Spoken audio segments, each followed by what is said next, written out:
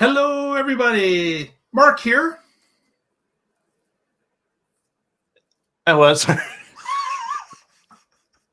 We changed the format up. I'm Mr. Supercharger, Casey Green. And I'm Patrick. And we're from the Tesla Life. And tonight we are going to check out and talk a little bit about Tesla Superchargers in North America. So we'll be back right after this short intro.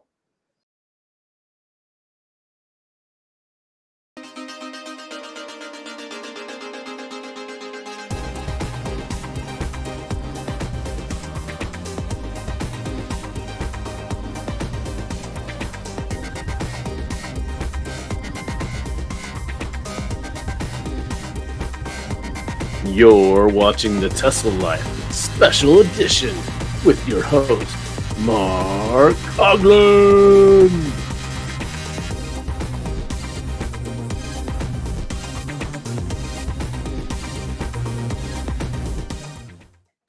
Hello, everybody. And yes, we're trying out something new. As you can see, we're showing up on a Monday, and we're going to do just a couple of short topics to throw some additional content, and let us know in the comments if you like the new format. We're definitely going to cut down a little bit on the intro music, but on this short edition, we've got a couple of topics we're going to look at tonight that are kind of related. And the first one we're going to talk about is about superchargers and bollards. We've had a condition that has started to happen. We've noticed this for the last few weeks, where there have been people going out to their regular supercharger and wondering why the red bollards have been pulled out of the ground. And of course, this bollard thing, it costs Tesla money to put bollards in place. They're actually driving them into the ground. Some are concreted. They're covered in plastic coating to protect them. They're there to protect the actual supercharger units themselves from people backing into them. And we noticed first, I believe it was in Texas at a Buc-ee's, where a viewer had snapped a photo of a bunch of bollards that were sitting displaced, laying down in the parking lot. With the Tesla signs on top indicating that it was Tesla charging only. And at that time, we were speculating as to why on earth would they be pulling bollards? And if it was a sign issue that maybe the sign was not required anymore, why would they just not remove the sign and keep the bollard in place to let it do its job? And then it was just this week, I guess, when we got it was another update from somebody, this time in Winnipeg, Manitoba, that had indicated that at their supercharger, the bollards were being pulled as well. And this was about the fourth different supercharger that we've heard about this particular issue that has been going on. So actually, I've got a photo here. We'll just kind of share that quickly. Here we go. Share. That up. I was a bit confused to see them doing this, because just a couple of months ago, I saw a Model 3 nearly level the bollard. Imagine if that had been the supercharger itself. Yeah, so you can see they're just laying on the ground. They've got the central sign stock in the middle with the sign placed on top, and they're actually being removed, pulled right out of the ground. This was in Winnipeg, as I like to call it, Winterpeg, as you can tell by the snow. But this was kind of perplexing. And actually, Casey and I had talked a little bit on Twitter this past week about what this possibly could be. And take it from there, Casey. What are you surmising from what you've heard? My theory is that with our friends at Ford getting their adapters this month, I suspect that it's going to be just to make sure that they can get close enough to the supercharger with the really short cables that we've got, that they can actually get a charge and continue on their journeys. Yeah, that's interesting. Certainly some vehicles, especially the Ford F-150 Lightning, is got a problem getting to a supercharger cable because, of course, they're so short, right, Patrick? Like they're not they're not expandable at all. Supercharger cables, excuse me, are put in place and they basically follow the loop around the bottom of the supercharger, and that's the entire length of those chargers. The cables do not get longer than that. And what we've got now is a situation where with these new cars that are going to come to charge, Ford first, GM second, and then the other manufacturers, we may be in a situation where a number of vehicles are going to be, of course, blocking other superchargers because the charger may be on the other side of the vehicle that Tesla expects. But I had thought maybe Tesla was going to do some retrofitting of cables, but that may not be the case. Well, as long and stiff as those cables are, it might not be able to hang properly on the non-V4 dispensers. Because they hang by the locking pin. And so if you add extra cable, it might be kind of cattywampus and just not go. That's true. Another thing that I thought of while we were just talking about it right now is not the Supercharger, the Cybertruck also has an issue at some superchargers with being able to get close enough to the point where you see some folks have parked kind of at a diagonal to make sure that they got enough length. And you saw some folks on X.com, they were kind of clowning on these people, suggesting that they couldn't park correctly. And after watching their videos, it turns out that they couldn't make the cable reach. So they did what they could without taking up extra spaces. Yeah. It could be for the Cybertruck, or it could be for the other non-Teslas. Certainly the Tesla-only signs disappearing helps if you want Ford and GMs to charge there. Exactly. I suspect that the Cybertruck is just kind of an after like a side effect. I don't imagine they were not enough out there to even matter at this point, is there? That's true. But if you have one, you want to be able to charge. I wonder if these locations where we've seen the bollards remove are the first ones we see open up to non-Teslas, then we know for sure that we've solved the mystery. Yeah. There you go.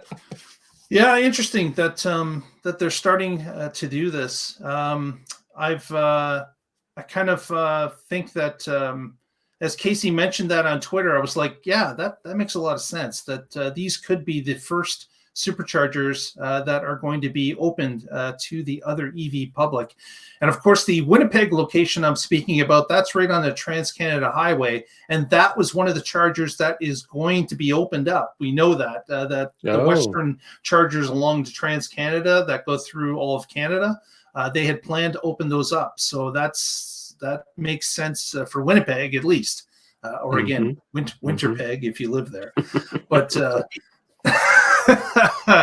Jack Frost's hometown. Yeah, exactly. If we do see this spread, there will still be some where they just don't do it because local code requires the bollard to be there next to the EVSE dispenser. So another interesting thing when it comes to something like Buc-ee's in Texas, there's several Buc-ee's that have superchargers now, but some of those are rather large. They've got 30, 40 superchargers. I'm wondering if there's going to be maybe the ability that half the superchargers are for others and half are exclusively for Teslas. Maybe the bollards remain for some. That's speculation. But when there comes to be a large amount of superchargers, I'm wondering if there's going to be some saved just for Tesla use as opposed to all EVs. There's got to be, because when they made the announcements, they said, oh, wow, 12,000. And then when Ford came back and updated their announcement, they said 15,000. And that's what all the new companies were saying, 15,000. Mm-hmm.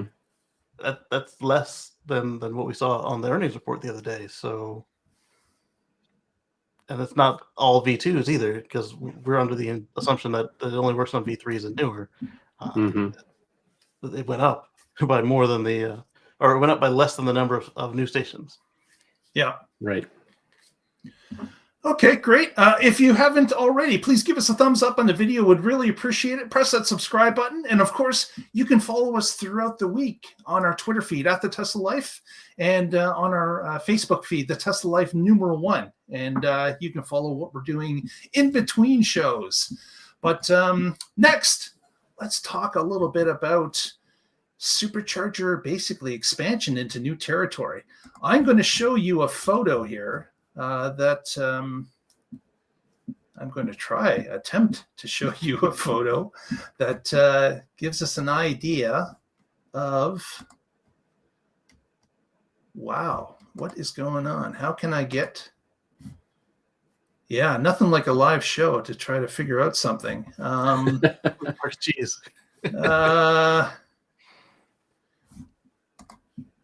Tell you what, just give me 1 second. I'm going to just type it in again and go to a map. Oh, okay. They did it on your computer. Yeah, it's in the software. No, it's my computer. All right, let's try to share this now. Boom. You guys should be getting the picture. And show on stream. Boom. Look at that. All right, so we've got a shot here of North America. Yeah. But I wanted to draw your attention to the upper northwest corner. And no, that's not Patrick up there. What we've got here is a new road opening up out of Anchorage, Alaska, and heading north up to Fairbanks, Alaska. Okay. So Alaska as a state has received funds from the federal government to start to electrify their roadways. And this is one of the first roadways they've decided to electrify between Fairbanks and Anchorage. And this apparently is phase one. Tesla has been permitted to put in 4 stations, as you can see here, each of them with 8 superchargers.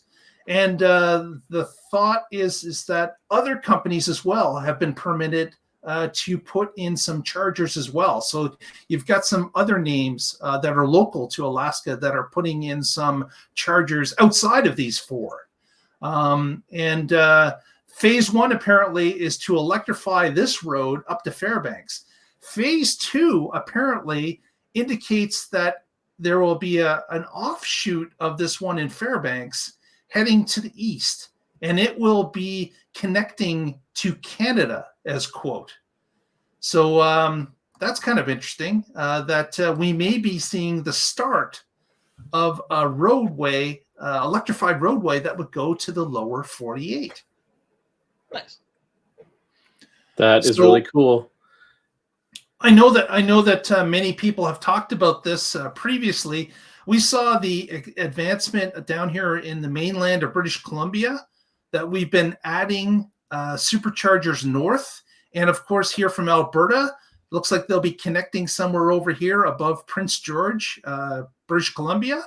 And of course, this is the start of the Alaskan Highway, which runs through BC and eventually goes up to Whitehorse, Yukon, and then crosses over towards Fairbanks. And there's an offshoot that would go away from Fairbanks towards Anchorage. So there's kind of a Y shape in this area. But that's interesting. If phase 2 of the Alaskan electrification indicates that they're going to be connected to Canada. They don't say where, but obviously they're going to follow the main road out, which connects with Whitehorse over here in the Yukon territories. Phenomenal. Yeah, that is pretty cool. So my first sabbatical was to Alaska. It's over 20 years ago, and it's beautiful. So if they electrify the Trans-Canada Highway, so I could drive all the way to Fairbanks, that would be pretty cool. That would be a heck of a run. I know lots of people do this, travel from the lower 48 to Alaska, typically in summer conditions. You see a lot of people with RVs and trailers that will perform this run. Yeah, that would be fantastic to have a reliable charging network all the way into Alaska and to both of the major cities. That would be very cool. And I'm sure that would open it up to a lot more Americans and Canadians, for that matter, that would like to make that journey. I have a vision in my head that they're going to redo one of the north to south drives, and they're going to go through North America like a game of chutes and ladders. They're just going to go down the slide until they get to South America, and then they got to start the ruggedness again. Exactly. So Yeah, it's so not. if you want to make the long way up, so you've got to connect all the way down and have a nice superchargers all the way. And once they get to Fairbanks, well, then of course you've got to keep going north, and it's 500 miles north to Dead Horse. And a friend of mine did Iron Butt Challenge. I don't know if you guys have heard of that. So it's where you put on more than 1,000 miles on a motorcycle. And so went from Portland to Dead Horse, which is I don't know, like 2,800 miles. Yeah, Wow. not a short trip. Yeah, And that- I'll do that in a Tesla when it's connected, but not before that. Exactly. And in July. Yeah. That makes a lot of sense. Absolutely. And it's not for the faint of heart, because some of the roads, of course, are only traveled by truck, typically outside of the RV season and such. But yeah, that's going to be interesting, and that could bring some more tourism, and it could open that road again to others that would like to do that in their EV. I would say if I was on the West Coast, that would be something that I would plan on doing as well. I think that would be awesome to take that type of a trip with reliable charging along the way. I'm not someone that's risk adverse that will go. I've seen, obviously, Teslas have gone all the way up to Dead Horse already, where people are stopping at welding shops and other things to charge the vehicle up, or spending the night somewhere to charge at level 2. I'm not willing to do that, but if you had a reliable network that you could actually get there, like you currently can cross the country now, that would be something that would certainly open it up to me. Certainly, yeah. So that might put Alaska back on our little vision board, if you will. We want to take the baby to all the 48 before she has to start school, and if we can drive to Alaska, then why not add them to the list? Very cool. Not that you can drive to Hawaii. That's the place to be in the winter, Hawaii. Yes. Well, with that, we want to thank everyone for joining us this evening on this short Tesla Life. Leave us a comment if you like this. If you don't, if you'd like to see some changes, really love to see that. Feel free to give that thumbs up a press, and press that subscribe. And if you want to hear whenever a new issue of a video has been issued, please press that bell icon, and you will be alerted. You will be first alerted when it comes to the channel. So with that, Casey, Patrick, say your goodnights, and we will join you again next week. See you next week. Stay positive, test negative. For a future free from fossil fuels. Boom! You said it.